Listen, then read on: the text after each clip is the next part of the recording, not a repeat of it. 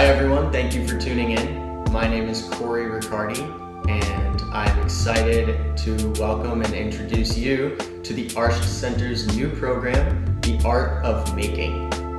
The Art of Making is a virtual program that was designed specifically for art lovers of all different ages and experience levels, and it's a really great way to bring educational, fun content to you in your home. And it's a great way to keep the community active and connected. And I'm really excited to be a part of it. So again, my name is Cory Ricardy, and as you may have guessed by now, I am a drummer. I've been playing drums for 15 years. I have been teaching drums for about 5 years. I play all sorts of different music, play in several different bands. I have my own original band called Of One Mind, and I also have the privilege of playing as a member of several other bands around South Florida, whether it's original music or covers. I just love music, I love drums, and I try to stay as actively involved in the music community as I can. So without further ado, let's get you started on today's lesson. The art of drumming through patterns. So you're probably wondering, what does that even mean, drumming through patterns? Well, as drummers, oftentimes we will find a group of notes that we end up playing over and over again. So that's what makes it a pattern. Once we've done it more than once, we've repeated it and it's starting to happen over and over again in a cycle, now it's a pattern. For today's lesson, I'm going to give you a pattern that I really like, and I know that it works pretty well. The pattern for today is going to be right, left, kick, right, left, kick, right, left. So it's 8 notes long, and what you need to remember is that when you get to that very last note, don't stop after it, don't pause after it, just immediately loop back around to the beginning note and just keep playing. So I'm going to demonstrate what that's going to sound like when you first practice it only on your snare drum and your kick drum. The rights and the lefts will be on the snare drum, and of course the kick with your foot will be on the kick drum. So here's what this is going to sound like at first.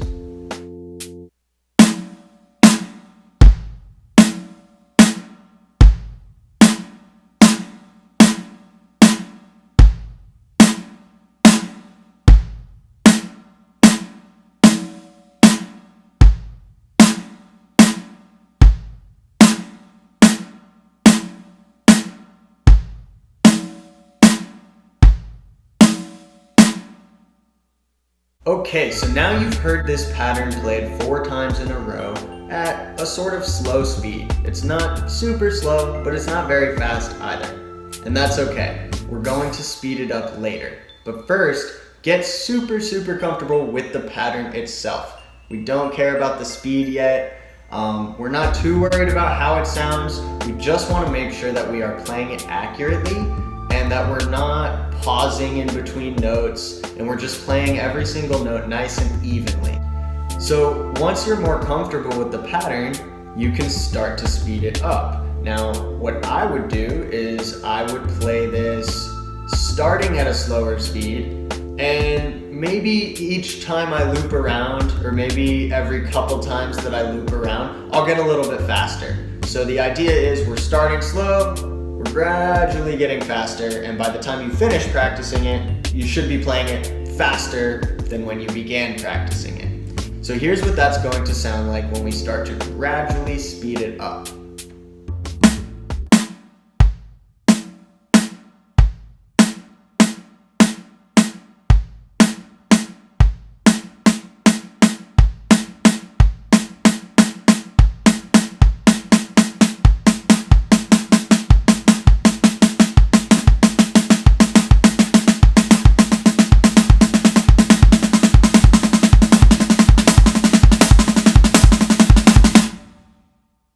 Okay, so now we have practiced our pattern from slow all the way up to fast. At this point, we are probably a lot more comfortable playing our pattern, which means now we can start to change some other things about the pattern in order to get a different sound from the drum set. What we're going to do next is we are going to keep the pattern exactly the same, but we're going to change what parts of the drum set are being hit within that pattern. What I mean by that is right now we've done everything on the snare drum. So at this point, why not move to somewhere else on the drum set? It's going to change the sound. I'm going to move just my right hand off of the snare and onto the hi-hat. Okay, so here's a demonstration of the beat now that we've moved our right hand off of the snare and onto the hi-hat.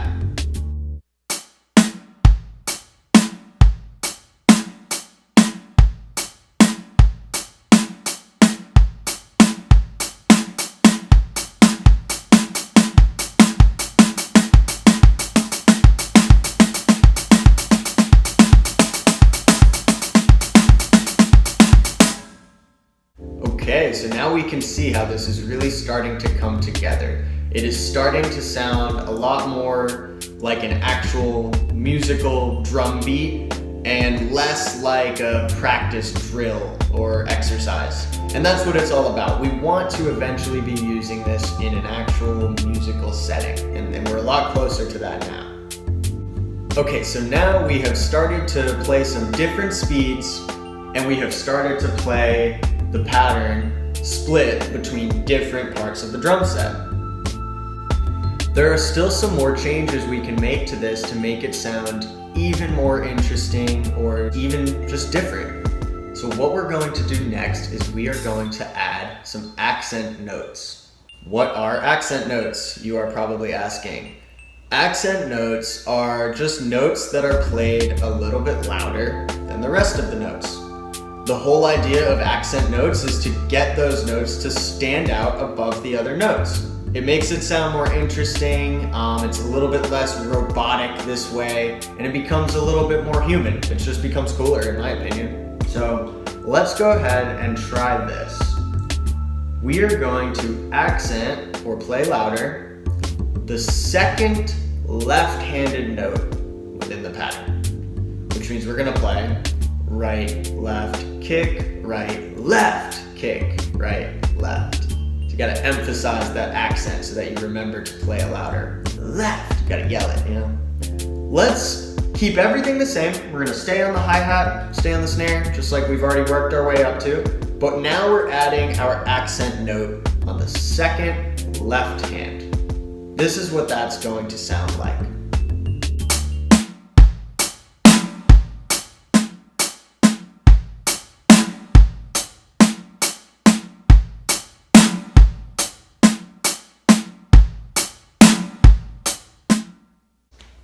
Okay, so now we can see how accents really help to bring this drum beat to life. It sounds, in my opinion, so much cooler when we have some accents. But we've still only changed 3 things, and we can sort of pick and choose which of those changes we're going to use at any given time. So you can play your accents every time, you can only play them sometimes, you can play this beat faster or slower, and all different combinations of those ideas. They're all possibilities, and that's what this is all about, is finding all the different possibilities or ways to use this pattern on the drum set. Okay, so move back to, I think it was step 2, where we decided to move our pattern from just the snare drum to the snare drum and the hi-hat and the kick drum. We split them all up, right? Well, we just chose the hi-hat because I knew it was going to work. That's why we chose it. But aren't there a ton of other drums that we could choose to hit instead and maybe see what those sound like? Absolutely. And that's the whole idea.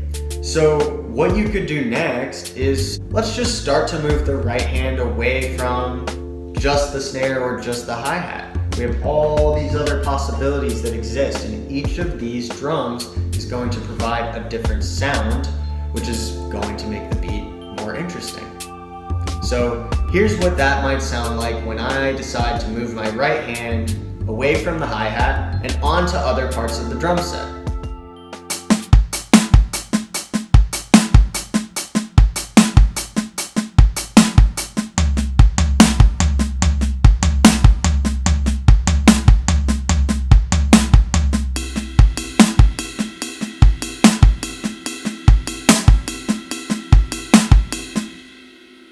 Okay, so there you got to see me play the same exact pattern, but this time I used it on the hi-hat, I used it on the floor tom, and I used it on the ride cymbal. Now, of course, there are still other, There are still other parts of the drum set that we have not used that we totally can use, and I encourage you to use them. As you can see through everything we've done so far, there are so many different ways to use this one pattern. And that's one of the great things about playing drums, is that a lot of times it's not about learning 100 different things. Often it's about learning one thing and learning to use that one thing 100 different ways. And that's where we get our variety in our playing. And as you can imagine, the possibilities don't end here. There's still so many things that we can do, and this is just one pattern. You can make up your own patterns, or you can look up patterns that other people have made up, and start to make these little changes that we've made to those patterns. And you're gonna see the same process every time. Is like, you start out with one thing, and by the end you're just like, whoa, there are so many cool things that exist within this one pattern. So it really promotes creativity, and there's really a lot of cool ways that you can use it. So I'm going to end today's lesson with a quick drum solo. Now here's the thing about this drum solo. You're going to hear a lot of different sounds, and you may think, okay, this guy's playing a lot of, I don't know, different patterns or ideas or whatever. But I assure you, all the different sounds you're gonna hear are all going to come from the exact same pattern. And that is the pattern we did today. Right, left, kick, right, left, kick, right, left. You're going to hear different drums being played. You're going to hear changes in the speed. I'll play it fast, I'll play it slow. You'll hear me play it loud or soft, but I assure you, I will not play anything other than the pattern that we talked about today. And this is just to show you how many different possibilities can exist with one simple pattern. So here we go.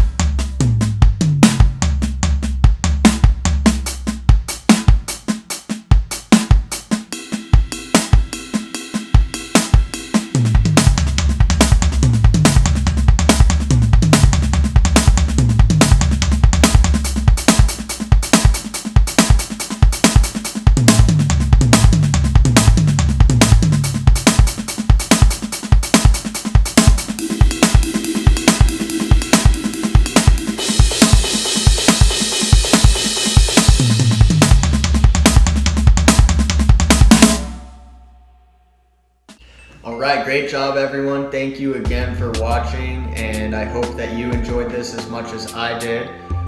We would love to hear from you and see some of your creations, so if you end up doing anything that you want to share, make sure that you share it on social media, and make sure that you use our handle at @ArshedCenter. And yeah, have a great day, have a great week, and hopefully we'll be hearing from you guys soon. Take care.